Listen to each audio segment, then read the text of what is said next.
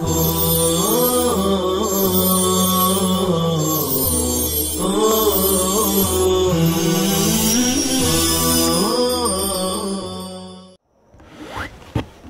اللہ الرحمن الرحیم۔ السلام علیکم ورحمۃ اللہ وبرکاتہ۔ عزیز طلبہ، آج کی اس مجلس میں انشاءاللہ ہم سورہ مؤمن کا آغاز کرنے جا رہے ہیں۔ گزشتہ سورت کے آخر رکوع میں اہل جہنم اور اہل جنت کا تذکرہ آیا، اور یہ سورت انہی دونوں کے تذکرے سے شروع ہو رہی ہے۔ پہلے یہ مضمون ہے کہ قرآن کریم اللہ تعالیٰ کی نازل کی ہوئی کتاب ہے، کسی انسان کی تصنیف نہیں ہے۔ یہی مضمون تقریباً تمام حوامیم کے شروع میں ہیں، اور اللہ تعالیٰ کی 6 صفتیں ذکر کی گئی ہیں، جس کی وجہ سے شروع کی 3 آیتیں اہم ہو گئی ہیں۔ حامیم ایک مکمل آیت ہے، اور اس کے بعد اہل نار کا پھر اہل جنت کا تذکرہ ہے۔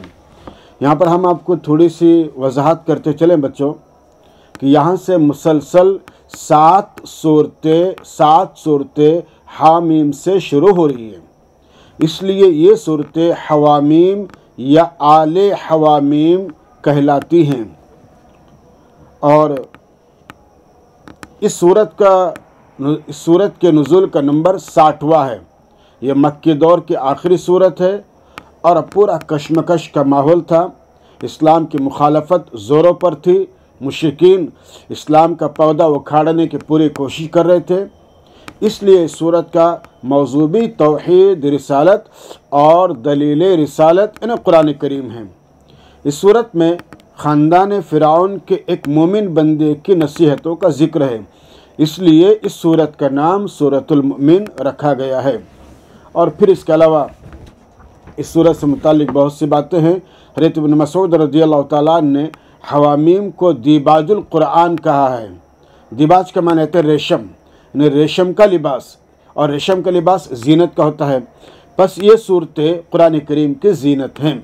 نیز آپ رضی اللہ تعالیٰ عنہ نے ان صورتوں کو روضات اور مسات بھی فرمایا، یعنی ہری بھری کیاریاں اور سبزہ زار وغیرہ، اور یہ بھی فرمایا کہ جب میں قرآن کی تلاوت کرتا ہوا ان صورتوں پر پہنچتا ہوں تو گویا ان میں میری تفریح ہوتی ہے، یعنی مجھے ان صورتوں میں بڑا مزہ آتا ہے پڑھنے میں۔ اور حضرت ابن عباس رضی اللہ تعالیٰ نے ان صورتوں کو قرآن کا خلاصہ کہا ہے، اور کوئی ان کو قرآن کی دلہنیں کہتا ہے، اس لیے ان صورتوں کو اہتمام سے پڑھنا چاہیے۔ بہرحال آئندہ جو صورتیں آئیں گے اس سے متعلق ہم نے مختصر گفتگو کی، اور اس کے بعد دیکھیے مختلف اللہ تعالیٰ کی صفات آئیں گی جس کو آپ اچھی طرح سے جانتے ہیں، ہم انشاءاللہ ترجمہ کرتے ہوئے چلیں گے۔ بسم اللہ الرحمن الرحیم۔ حامیم تنزیل الکتاب من اللہ العزیز العلیم غافر الذنب وقابل التوب شدید العقاب ذی الطول لا الہ الا هو الیہ المصیر ما يجادل في آيات الله إلا الذين كفروا فلا يغررك تقلبهم في البلاد۔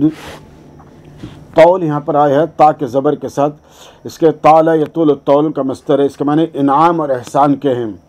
اور جب اس کا صلہ علی آتا ہے، یوسف جب اس کا صلہ علی آتا ہے، اور ثانی کے معنی لمبا ہونے کے،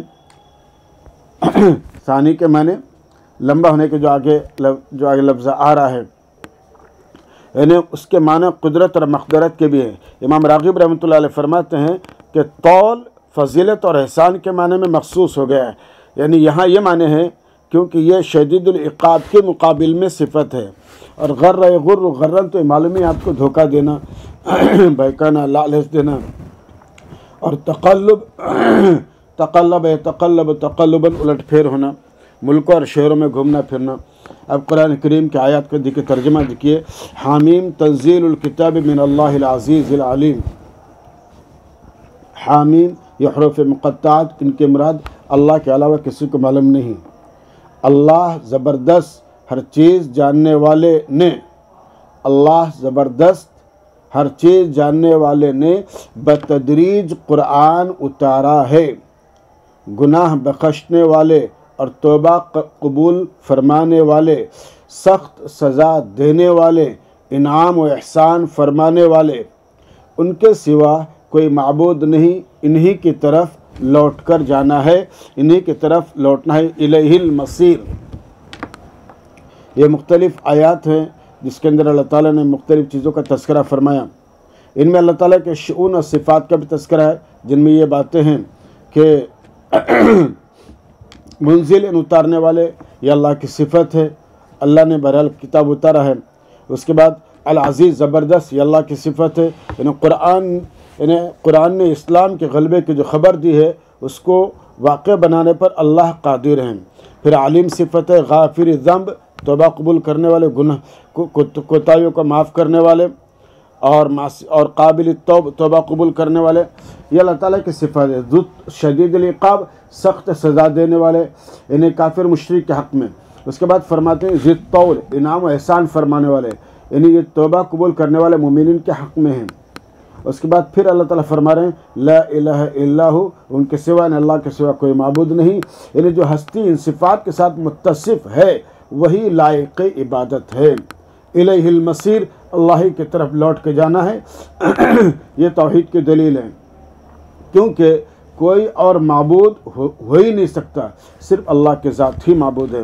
اور اس کے بعد اللہ تعالیٰ فرما رہے ہیں کہ ما یجادل فی آیات اللہ الا الذین کفروا، نہیں جھگڑتے اللہ کی آیتوں میں مگر، نہیں جھگڑتے یا نہیں جھگڑا اللہ کی آیتوں میں مگر جنہوں نے ان کو ان اللہ کے کلام کو نہیں مانا۔ یعنی اللہ کی باتیں ایسی نہیں ہے کہ ان میں جھگڑا کیا جائے، بلکہ کھلی باتیں ہیں اور دلیل کے طور پر پیش کی گئی ہیں اور صاف ہے اور لسان عربی مبین میں ہے، اس لیے کسی کو جھگڑا ہونا ہی نہیں چاہیے۔ پس تجھے دھوکے میں نہ ڈالے ان کا شہروں میں چلنا پھرنا، یعنی مسلمانوں کو منکرین کا عروج دیکھ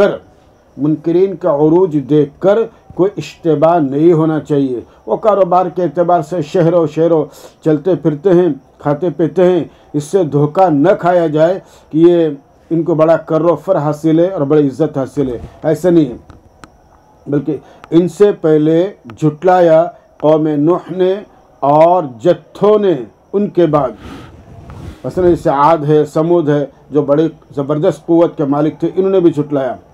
اور ہر امت نے ارادہ کیا اپنے رسول کے ساتھ کہ وہ اس کو پکڑیں اور اس سے ناحق جھگڑیں تاکہ وہ پھسلا دیں اپنے جھگڑے کے ذریعے دینی حق کو، یعنی ہر امت نے اپنے نبی کے ساتھ بحث و تکرار کر کے ان کو زیر کرنا چاہا تاکہ سچے دین کو شکست دیں اور حق کی آواز کو دبانے لگ جائیں، لیکن ظاہر بات ایسا نہیں ہو سکتا۔ بس میں نے ان کو پکڑا فکیف کان عقاب۔ قرآن کریم کہتا ہے کذبت قبلہم قوم نوح والاحزاب من بعدہم وہمت کل امت برسول لیأخذوا وجادلوا بالباطل لیدحضوا به الحق فاخذتهم، پس میں نے ان کو سخت پکڑا، فکیف کان عقاب، پس میں نے ان کو پکڑا، انہیں عذاب دیا، کیسی رہی میری سزا، یعنی ہم نے ان کا داؤ چلنے نہیں دیا، اور جب بھی انہوں نے کوئی نبی کے خلاف، انبیاء کے خلاف بات کہی، ہم نے ان کو زیر کر دیا، اور اس طرح تیرے رب کی بات ثابت ہو گئی ان کے حق میں۔ کذالک حقت کلمۃ ربک علی الذین کفروا انہم اصحاب النار، اور اسی طرح تیرے رب کی بات ثابت ہو گئی ان کے حق میں جنہوں نے انکار کیا کہ وہ دوزخی ہیں، یعنی ہمیشہ دوزخ میں رہیں گے۔ ان منکرین کو بھی صرف دنیا میں سزا نہیں ملیں گی بلکہ آخرت میں بھی ملیں گی۔ اور آگے کی آیت قرآن کریم کہتا ہے الذین یحملون العرش ومن حولہ یسبحون بحمد ربہم ویؤمنون بہ ویستغفرون للذین آمنوا ربنا وسعت كل شيء رحمة وعلما فاغفر للذين تابوا واتبعوا سبيلك وقهم عذاب الجحيم۔ آگے اللہ تعالیٰ فرماتے ہیں جو فرشتے عرش الہی کو اٹھائے ہوئے ہیں، یعنی فی الحال 4 فرشتے اللہ کے تخت کو اٹھائے ہوئے ہیں، اور قیامت کے دن 8 فرشتے اٹھائیں گے، جیسے سورہ الحاقہ میں مذکور ہے۔ جو فرشتے عرش الہی کو اٹھائے ہوئے ہیں اور جو فرشتے عرش کے ارد گرد ہیں، ومن حولہ، اور جو فرشتے عرش کے ارد گرد ہیں وہ تمام کے تمام، یعنی ان کی تعداد اللہ ہی جانتے ہیں کہ کتنے ہیں کر کے، اور انہی فرشتوں کو کرو بیاں کہتے ہیں، یعنی سب مقربین بارگاہ ہیں، اور اپنے پروردگار کی تسبیح و تحمید میں لگے رہتے ہیں، اپنے پروردگار کی تسبیح اور تحمید میں، یسبحون بحمد ربہم ویؤمنون بہ، انہیں تسبیح کہتے ہیں پاکی بیان کرنا، اور تحمید کہتے ہیں تعریف کرنا، اور وہ اللہ پر ایمان رکھتے ہیں، ویؤمنون بہ، اور اللہ پر ایمان رکھتے ہیں۔ اس کے بعد فرما رہے وَيَسْتَغْفِرُونَ لِلَّذِينَ آمَنُوا، اور ایمان والوں کے لیے استغفار کرتے رہتے ہیں۔ یہاں پر ایک مختصر سا سوال یہ ہے کہ یہ بات کیوں بیان کی کہ فرشتوں میں تو عدم ایمان کا احتمال ہی نہیں ہو سکتا، ظاہر ہے۔ پھر اگر بیان کرنی تھی، بات اگر کہنی تھی تو اس تو یسبحون سے پہلے بیان کرتے، ایمان والے ہی تو تسبیح بیان کرتے ہیں، ایمان والے ہی تسبیح بیان کرتے ہیں۔ یعنی سوال یہ ہے کہ فرشتوں میں تو عدم ایمان کا احتمال ہی نہیں، تو پھر پہلے یہ بیان کر دیا کہ یحملون عرش ومن حولہ یسبحون بحمد ربہم، تو یسبحون سے پہلے تحمید، یسبحون سے پہلے آتا اور تحمید بعد میں۔ تو حضرت مفتی صاحب رحمۃ اللہ جواب دیتے ہیں کہ یہ بات مومنین کے حق میں دعا کرنے کی وجہ کے طور پر بیان کی گئی ہے کہ فرشتے مومنین کے لیے دعا کیوں کرتے ہیں؟ اس لیے کرتے ہیں کہ وہ بھی مومن ہیں، اور مسلمان بھائی ہیں، اور بھائی بھائی کی خیر خواہی کرتا ہے۔ یہ طبعی مناسبت کے لیے یہ جملہ لایا گیا۔ یہ مختصر بات تھی جو فرشتوں سے متعلق حضرت مفتی صاحب رحمۃ اللہ علیہ نے بیان کی، جو ہم نے آپ کے سامنے پیش کی۔ اس کے بعد قرآن کریم کی آیت ہے وَيَسْتَغْفِرُونَ لِلَّذِينَ آمَنُوا، اور فرشتے ایمان والوں کے لیے استغفار کرتے رہتے ہیں۔ یعنی استغفار میں سین ارتا استفعال سے طلب کے لیے ہے، اور غفرہ کے مادے میں چھپانے کے، مغفر لوہے کی ٹوپی کو کہتے ہیں، مغفر لوہے کی ٹوپی کو جو پولیس والے پہنتے ہیں۔ پر استغفار کے معنی کیا ہے؟ اللہ سے دعا کرنا کہ وہ اپنے رحمت میں چھپا لے، اللہ سے یہ دعا کرنا کہ وہ اپنے رحمت میں چھپا لے، گناہ ہو تو معاف کر کے، اگر گناہ ہے تو معاف کر کے اپنے رحمت میں چھپا لے، ورنہ بدرج اولا پس سید اب کے انبیاء کرام اعلیٰ ترین درجہ رکھتے ہیں، اور مومنین بھی اونچا درجہ رکھتے ہیں۔ اور کیا فرمایا وَيَسْتَغْفِرُونَ لِلَّذِينَ آمَنُوا رَبَّنَا وَسِعْتَ كُلَّ شَيْءٍ رَحْمَةً وَعِلْمًا فَاغْفِرْ لِلَّذِينَ تَابُوا وَاتَّبَعُوا سَبِيلَكَ وَقِهِمْ عَذَابَ الْجَحِيمِ۔ اور فرشتے اس طرح دعا کرتے ہیں کہ اے ہمارے پروردگار، آپ کی رحمت اور علم ہر چیز کو شامل ہے، آپ کی رحمت اور علم ہر چیز کو شامل ہے، بس آپ ان لوگوں کو معاف فرما دے جنہوں نے شرک کفر سے توبہ کی، آپ ان لوگوں کو معاف فرما دیں جنہوں نے شرک اور کفر سے توبہ کی اور وہ آپ کے راستے پر چلے، یعنی شریعت کی پیروی کی، اور ان کو جہنم کے عذاب سے بچا، وقیم عذاب الجحیم۔ اور اس کے بعد پھر آگے کی آیتیں ہیں، یعنی آپ کی رحمت اور علم ہر چیز کو شامل ہے، یعنی آپ کے علم میں وہ جہنم سے رستگاری کے مستحق ہیں، کافر مشرک نہیں بلکہ مومن ہیں، بس ان کی معمولی کوتاہیوں سے درگزر فرما کر آپ اپنی وسیع تر رحمت میں ان کو شامل فرما لیجئے۔ اور آگے فرماتے ہیں اے ہمارے پروردگار، اور آپ ان کو ہمیشہ رہنے کے باغات میں داخل فرما دیجئے، ربنا وادخلهم جنات عدن التي وعدتهم ومن صلح من آبائهم وازواجهم وذرياتهم، اور اے ہمارے پروردگار آپ ان کو ہمیشہ رہنے کے باغات میں داخل فرما دیجئے جن کا آپ نے ان سے وعدہ فرمایا ہے، یعنی ایمان اور عمل صالح پر، اور ان لوگوں کو بھی جو جنت کے لائق ہیں، ان کے آبا، ازواج اور ذریات میں سے، ومن صلح کا عطف ادخلہم کے ضمیر پر منصوب پر ہے۔ صلح قابل اور لائق ہونا، بے شک آپ زبردست بڑی حکمت والے ہیں، یعنی متعلقین جنت میں نہیں ہوں گے تو جنتیوں کا مزہ ظاہر بات ہے کرکرا ہو جائے گا، آپ اس کو اچھی طرح جانتے ہیں، اس لیے ان کو بھی جنت میں داخل کر کے جنتیوں پر احسان فرما دیجئے۔ یہ مثبت پہلو سے دعا کی اور فرمایا اور ان کو برائیوں سے بچائیں، یعنی دنیا میں ان کو برائیوں سے بچائیں اور جہنمی اعمال سے اللہ تعالیٰ ان کی حفاظت فرمائیں۔ اور آگے فرماتے ہیں اور آپ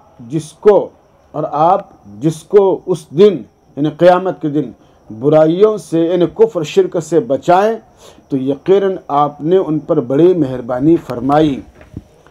وَمَن تَقِ السَّيِّئَاتِ يَوْمَئِذٍ فَقَدْ رَحِمْتَ، اور آپ نے جس کو اس دن یعنی قیامت کے دن برائیوں سے یعنی کفر شرک سے بچایا تو یقیناً آپ نے ان پر بڑی مہربانی فرمائی اور یہی بڑی کامیابی